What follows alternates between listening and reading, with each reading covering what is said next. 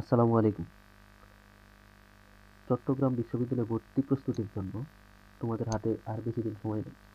এখন শেষ সময়ে তোমরা যে প্রস্তুতিটা নিবা বা শেষ সময়গুলোতে হচ্ছে আমরা সার্কুলারে দেখছি যে হঠাৎ করে হচ্ছে কি যে ইংরেজিতে কত নাম্বার ছিল, ইংরেজিতে আগে নাম্বার ছিল 15, কিন্তু হঠাৎ করে নাম্বার কত করে দিছে, 15 থেকে 25 করে দিছে এবং বাংলাটা বাদ দেওয়া হয়েছে। ইংরেজিতে বাংলাটা বাদ দেওয়া হয়েছে এবং ইংরেজিতে নাম্বারটা হঠাৎ করে কি করে দেওয়া হয়েছে, এবার পরিবর্তন করে 15 থেকে 25 করে দেওয়া হয়েছে। এখন ইংরেজিতে যেহেতু 25 নাম্বার, তাহলে এই ইংরেজির জন্য তোমার পড়াশোনাটা কি হয়ে গেছে, আগের চাইতে অনেক বেড়ে গেছে। এখন বেশ কয়েকটা টপিক তোমাকে কি করতে হবে, পড়তে হবে। ইংরেজিতে ভালো করার জন্য তোমাকে অনেকগুলো টপিক কি করতে হবে, শেষ করতে হবে। এখন তোমাকে হচ্ছে খেয়াল রাখতে হবে যে এই ইংরেজি 25 নাম্বারের জন্য তুমি আসলে কতটুকু পড়বা, কোন কোন টপিক বেশি বেশি পড়বা, এইগুলো একটু খেয়াল রাখতে হবে। এখন দেখো এইবার যে জিনিসটা হয়েছে যে তোমার প্রত্যেকটা ফিজিক্স, কেমিস্ট্রি, ম্যাথ, বায়োলজি এই চারটা থেকে যে কোনো তিনটা এবং ইংরেজিতে হচ্ছে কি 25, মানে টোটাল 100 নাম্বারে তোমার পরীক্ষা হবে। এই 100 নাম্বারের ভিতরে ধরো সায়েন্সের স্টুডেন্ট যারা আছে, এই সায়েন্সের স্টুডেন্টরা কিন্তু যারা মোটামুটি পড়াশোনা করছে বা অ্যাডমিশন প্রস্তুতি নিচ্ছে সবাই কিন্তু মোটামুটি ওই ফিজিক্স, কেমিস্ট্রি, ম্যাথ, বায়োলজি এখানে 75-এ মোটামুটি সবাই মোটামুটি ভালো নাম্বার পাবে আর কি। কিন্তু পার্থক্য যেটা করবে, পার্থক্য হবে এই ইংরেজিতে, পার্থক্য হবে এই 25 নাম্বারে, পার্থক্য হবে এই 25 নাম্বারে যে ভালো করতে পারবে তারই মেরিট আগায় যাবে, সেই কি পাবে, চান্স পাওয়ার সম্ভাবনাটা কি হয়ে যাবে, বেড়ে যাবে। এই জন্য তোমার এবার লাস্ট কয়েকদিন ইংরেজির জন্য তোমরা কি করবা, আলাদা একটা টাইম রাখবা। ডেইলি ডেইলি তুমি 2-3 ঘন্টা শুধুমাত্র ইংরেজির পিছনে দাও, এখানে অবহেলা করার সুযোগ নেই। এখন অনেকে মনে করে যে ইংরেজিতে কোথাও এবার কোনো পাস মার্ক নাই, ইংরেজিতে তুমি যদি 25-এ জিরো জিরো পাও, জিরো, কিন্তু টোটাল তুমি 40 পেয়েছো, তাও তুমি কি পাবা, তাও তুমি পাস করবা। কিন্তু অনেকে এখন এটা যদি মনে করে যে ইংরেজিতে তো আমার 5 নাম্বার নাই, তাইলে তো আমি একটা ন্যূনতম নাম্বার পাইলেই হচ্ছে, ইংরেজি নিয়ে আমার তো প্যারা নেই। কিন্তু এবার তোমার মাথা ব্যথার বিষয় হবে কি, ইংরেজি। কারণ ইংরেজিতে তুমি ভালো করলে তবে তুমি চান্স পাবা, তবে তুমি কি পাবা, ভালো মেরিট বা ভালো পজিশনে চান্স পাওয়া। এখন দেখো এই ইংরেজি এই 25 নাম্বারের জন্য তুমি আসলে কতটুকু পড়বা, কি পড়ো। এখন দেখো আমরা গত কয়েক বছরের প্রশ্ন অ্যানালাইসিস করে যে বিষয়গুলো আমরা পাইছি, সিউতে ইংলিশ যে প্রশ্নগুলো আসে বা অন্যান্য সাবজেক্টের যে প্রশ্নগুলো আছে, ম্যাক্সিমাম প্রশ্ন একদম বেসিক লেভেল থেকে প্রশ্ন করা হয়। তোমার বেসিকটা ঠিক আছে কিনা, বেসিক টেস্ট করা হয়, বেসিকটা ঠিক আছে কিনা এটা জানার জন্যই ওইরকম বেসিক কোশ্চেনগুলো দেওয়া হয়, এত বেশি হার্ড কোশ্চেন এখানে দেওয়া হয় না। এখন দেখো আর প্রিপারেশনের ক্ষেত্রে তোমরা অবশ্যই 24-25 সেশনের যে প্রশ্নটা আসছে, মানে গত বছরের প্রশ্নটা একটু পরিবর্তন হয়েছে, আশা করি এবারে প্রশ্ন প্যাটার্নটাও কেমন থাকবে, যে গত বছরের যে প্রশ্ন প্যাটার্ন ছিল এরকমই থাকবে। এই জন্য তোমরা হচ্ছে প্রস্তুতি শুরুতে হচ্ছে এই 24-25-25-এর যে প্রশ্ন প্যাটার্নটা আছে ইংরেজি সহ অন্যান্য সকল সাবজেক্টের ক্ষেত্রে, এই স্ট্যান্ডার্ডটা তোমরা কি করবা, ফলো করে প্রস্তুতিটা নিবা। এখন দেখো ইংলিশের যে টপিকগুলো আছে এখানে কি আছে, প্রথমে তোমার যেটা পড়তে হবে, এখানে যে স্টার মার্কগুলো আছে এগুলো বেশি ইম্পর্টেন্ট। স্টার ছাড়াগুলো ইম্পর্টেন্ট, কারণ ধরো 25টা প্রশ্ন তো মোটামুটি সব টপিক থেকেই টুকটাক প্রশ্ন আসবে, এই জন্য সবগুলাই মোটামুটি পড়তে হবে। কিন্তু এখানে দেখো কি হয়, এই রিডিং কম্প্রিহেনশন এখান থেকে তোমার কি হয়, যে একটা প্যাসেজ দেওয়া থাকে, একটা প্যাসেজ থেকে তোমার কি থাকে, 5টা প্রশ্ন থাকে। তার মানে এখানে তোমার একটা ট্র্যাপ, একটা প্যাসেজ দেওয়া থাকবে, তার মানে প্যাসেজটা পড়তে তোমার বেশ সময় লাগবে, এটা আনসার করতে হবে, তার মানে এটা একটা সময়ের ব্যাপার হয়। এই জন্য তোমরা এই প্যাসেজগুলো হচ্ছে কি করবা, মানে এখানে যাদের ভোকাবুলারি ভালো থাকে, ভোকাবুলারি যদি ভালো থাকে তাহলে তুমি প্যাসেজটা করে দ্রুত সময়ে প্যাসেজটা সামারি কি বলছে এটা তুমি মাথায় নিতে পারবা। এই জন্য চেষ্টা করো হচ্ছে প্যাসেজ যখন প্র্যাকটিস করবা তোমরা, প্যাসেজগুলোর বাংলা মিনিং করে করে তোমরা কি করবা, প্র্যাকটিস করার চেষ্টা করবা, তাইলে দেখবা দ্রুত সময়ে তুমি প্যাসেজটা ক্যাচ করতে পারতেছো এবং তুমি প্রশ্নগুলোর আনসার কি করতে পারতেছো, দ্রুত সময় দিয়ে ফেলতে পারতেছো। এই জন্য এখানে তোমার 5টা প্রশ্ন থাকে, এই রিডিং কম্পিটিশন থেকে 5টা প্রশ্ন থাকে। এখন অনেকের প্রশ্ন হচ্ছে এটা এই প্যাসেজগুলো আমরা পড়বো থেকে, কই থেকে আমরা এগুলো পড়বো। কারণ প্যাসেজের জন্য তো আসলে নির্দিষ্ট কোনো সিলেবাস নেই, এটা যে কোনো জায়গা থেকে কি করতে পারে, দিতে পারে, ঠিক আছে। কারণ এটার জন্য নির্দিষ্ট কোনো সিলেবাস নাই। এই জন্য তোমরা যেটা করো এটা হচ্ছে তোমরা যে ইংলিশের যে বইগুলো বাজারে যে বইগুলো ফলো করো, ওইগুলোতে তোমরা এরকম টুকটাক কিছু প্যাসেজ পাবো, ওইগুলো সলভ করবা। তারপর হচ্ছে বিভিন্ন ইউনিভার্সিটিতে বিগত সালে প্রশ্ন যেগুলো আসছে, প্যাসেজ বি ইউনিটে ডি ইউনিটে প্যাসেজ আসে, ওইগুলো তোমরা সলভ করবা। তারপর টোফেল একটা বই আছে, ওই বইতে তুমি বেশ কিছু কি পাবা, প্যাসেজ পাবো, ওইগুলো সলভ করবা। এছাড়াও তুমি অনলাইনে রিডিং কম্পিটিশন লিখে সার্চ করলেও দেখবো অনেক প্যাসেজ পাওয়া যায়, ওইগুলো একটু কি করবা, প্র্যাকটিস করে নিবা। তারপরে টেন্স, টেন্স তো তুমি একদম ছোট থেকে আমরা টেন্স সম্পর্কে জানি, বিশেষ করে টেন্স আইডেন্টিফিকেশন। যে তোমাকে একটা সেন্টেন্স দিছে, দিয়া বলছে যে এই সেন্টেন্সটা হচ্ছে কোন tense, present continuous, past continuous, এরকম তোমাকে বলবে যে এটা কোন টেন্স, মানে তোমার টেন্সটা কি করতে হবে, আইডেন্টিফাই করতে হবে। তারপরে আরেকটা ভেরি ইম্পর্টেন্ট টপিক হচ্ছে কি, এটা খুব ইম্পর্টেন্ট একটা টপিক, গতবার 3টা প্রশ্ন আসছে এটাতে, গতবার 3টা প্রশ্ন আসছে এই রিডিং পিন পয়েন্ট ইরর থেকে।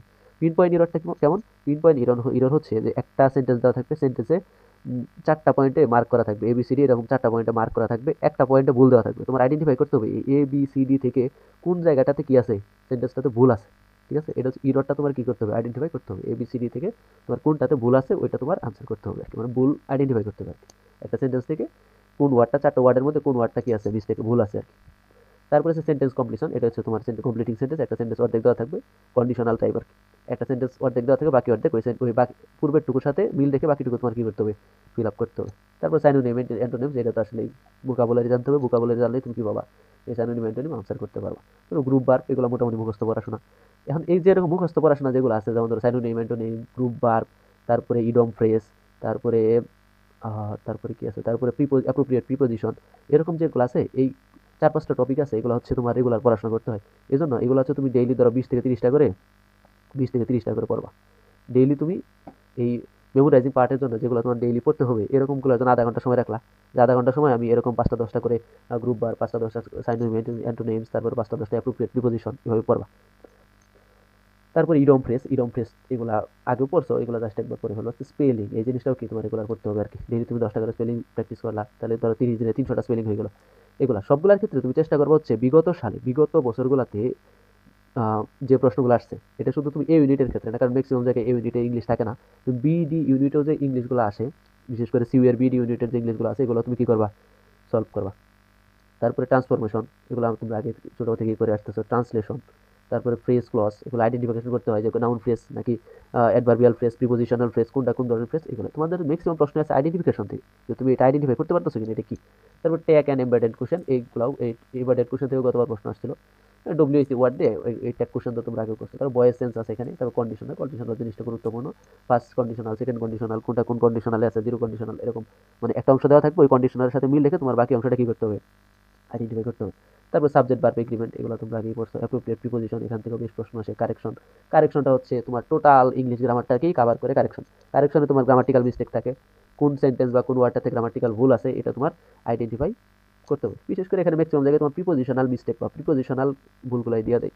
তারপর আর্টিকেল অ্যান্ড ডিটারমিনার আছে, এগুলো তোমরা আগেই পড়ছো। Number, singular number, plural number, এগুলো আইডেন্টিফিকেশন করতে বলে, যে নিচের কোনটা সিঙ্গুলার, নিচের কোনটা প্লুরাল, এরকম। তারপর জেন্ডার আছে কি, মেল ফিমেল, এরকম যে জেন্ডারগুলো আছে, জেন্ডার যে নিচের কোনটা ম্যাসকুলিন জেন্ডার বা নিচের কোনটার এরকম যে জেন্ডারগুলো আছে, জেন্ডারগুলো আইডেন্টিফিকেশন করার জন্য তোমার কি করতে হবে, এগুলো আগে পড়া আছে, এগুলো জাস্ট কি করবা, প্র্যাকটিস করতে। পার্টস অফ স্পিচ, এখানে হিউজ পড়াশোনা, এখান থেকে কি আসে, প্রশ্ন আসে যে নিচের কোনটা কোন পার্টস। একটা সেন্টেন্স দিয়ে বলছে, একটা সেন্টেন্স থেকে একটা ওয়ার্ড দিয়ে বলবে যে এই ওয়ার্ডটা কি, কোন parts of speech, noun, pronoun, adjective, verb, adverb কি, মানে একটা সেন্টেন্স দিছে দিয়ে তোমাকে যে কোনো একটা ওই সেন্টেন্স থেকে যে কোনো একটা ওয়ার্ড দিয়ে দিছে, দিয়ে বলছে যে এটা কি, কোন পার্টস অফ স্পিচ। তার মানে তোমাকে কি করতে হবে, পার্টস অফ স্পিচ বিভিন্ন পার্টস অফ স্পিচের প্রকারভেদ, এদের উদাহরণগুলা, এবং কোন সেন্টেন্সের কোথায় কোথায় এরা ইউজ হয়, মানে সেন্টেন্সের কোন পজিশনে এদের ব্যবহার হয়, এগুলা একটু জানতে হবে, যেন তুমি আইডেন্টিফাই করতে পারো যে এই ওয়ার্ডটা আসলে কোন পজিশনে বসছে এবং এটা কি, কোন ধরনের পার্টস অফ স্পিচ হইতে পারে। তারপর রাইট ফর্ম অফ ভার্ব।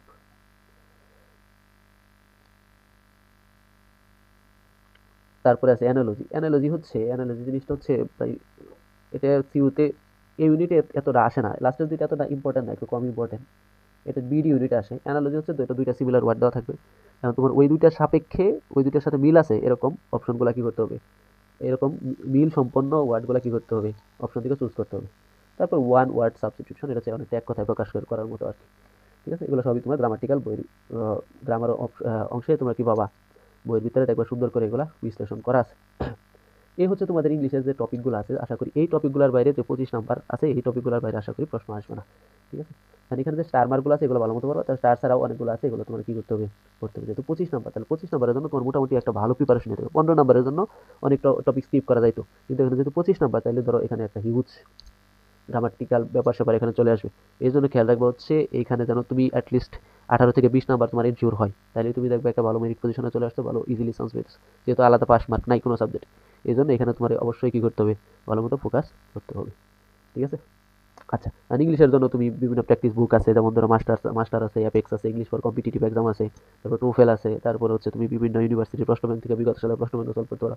তো যে কোনো একটা বই থেকে তুমি কি করবা, ধরে টপিক ওয়াইজ কি করবা, প্রত্যেকটা টপিক একটা একটা করে কি করবা, শেষ করো। তুমি ডেইলি একটা করে টপিক টার্গেট নাও, বা দুইটা করে টপিক টার্গেট নিয়ে 15 ডিসেম্বর ভিতরে তুমি সবগুলো টপিক একবার শেষ করে ফেলো। তারপরে বাকি সময় আবার কি করো, এগুলা রিভিশন করো। দয়া করে এই ইংলিশটার কি করো না, ইংলিশটার অবহেলা করো না। ইংলিশটা যদি অবহেলা করো তাহলে তোমার চান্স পাওয়ার সম্ভাবনা অনেকটাই কি হয়ে যাবে। ফিজিক্স কেমিস্ট্রি ম্যাথ বায়োলজি যদি অনেক ভালো পরীক্ষাও দাও, তারপরে ইংলিশটা যদি তোমার খারাপ হয়, তাও তোমার চান্স পাওয়ার সম্ভাবনা কি হয়ে যাবে, কমে যাবে। এই জন্য হচ্ছে ইংলিশের প্রতি বিশেষ গুরুত্ব দাও, ইংলিশটা ভালো মতো করো, আশা করি ভালো কিছু হবে ইনশাল্লাহ। আচ্ছা, তারপরে যারা হচ্ছে আমাদের যে রানিং এক্সাম ব্যাচ ছিল অ্যাচিভ সিইউ 2.0, যেটা ওইটাতে ভর্তি শেষ হয়ে গেছে। এখন অনেক হচ্ছে যারা মডেল টেস্ট ব্যাচ খুঁজতেছিল তারা হচ্ছে বলতেছে যে আলাদা মডেল টেস্ট ব্যাচ আসবে কিনা।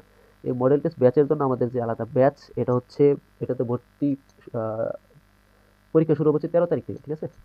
এটাতে পরীক্ষা শুরু হবে 13 তারিখ থেকে। এটাতে শুধু আমাদের ইনক্লুডেড কি কি আছে দেখো, এখানে subject final, paper final, subject final এবং ফাইনাল মডেল টেস্ট হবে কয়টা, 10টা। আমাদের এখানে আমাদের যে পরীক্ষাগুলো হয় এগুলো একদম সিউ স্ট্যান্ডার্ড, সিউতে যেরকম প্রশ্ন হয় আমরা হুবহু সেম প্রশ্নে আমরা পরীক্ষাগুলো নিয়ে থাকি। যারা হচ্ছে মডেল টেস্ট ব্যাচ খুঁজতেছিল তারা এই মডেল টেস্ট ব্যাচে ভর্তি হতে পারো। ভর্তি অলরেডি শুরু হয়ে গেছে। পরীক্ষা শুরু হবে কত তারিখ থেকে? পরীক্ষা শুরু হবে 13 ডিসেম্বর থেকে পরীক্ষা শুরু হবে। পরীক্ষা শেষ হচ্ছে 1 জানুয়ারি। 2 জানুয়ারি তোমাদের পরীক্ষা। এখানে আমরা প্রত্যেকটা পেপার ফাইনাল, সাবজেক্ট ফাইনাল এবং ফাইনাল মডেল টেস্ট মিলে প্রায় 20টার মতো পরীক্ষা আছে। পরীক্ষাগুলো হবে। এই পরীক্ষার ফি হচ্ছে কত? ফি হচ্ছে মাত্র 150 টাকা। ঠিক আছে? এ রিলেটেড তোমাদের অন্য কোনো কিছু যদি প্রশ্ন থাকে, জানার থাকে এবং ভর্তি হওয়ার জন্য তোমরা হচ্ছে আমাদের যে পেজ আছে সিইউ অ্যাডমিশন রুটস, এখানে তুমি কি করবা, মেসেজ করে তুমি কি করতে পারো, বিস্তারিত জানতে পারো এবং ভর্তি প্রক্রিয়া সম্পর্কেও তারা জানাই দেবে আর কি। ঠিক আছে? এছাড়াও তোমাদের অন্যান্য যে প্রশ্নগুলো আছে, অন্যান্য কোনো প্রশ্ন থাকলে আমাদের হচ্ছে কি ভিডিও কমেন্ট বক্সে লিখতে পারো, আমাদের ইনবক্স করতে পারো, বিভিন্নভাবে আমাদের সাথে কি করতে পারো, কানেক্ট থাকতে পারো। আচ্ছা, তাহলে নেক্সট টাইম আমরা হচ্ছে পরবর্তী ভিডিওগুলোতে অন্যান্য subject physics, chemistry, math, biology এগুলো থেকে কীভাবে প্রিপারেশন নিবা, কীভাবে কোন কোন টপিকগুলো পড়বা, এগুলো ডিটেলস আমরা আলোচনা করব।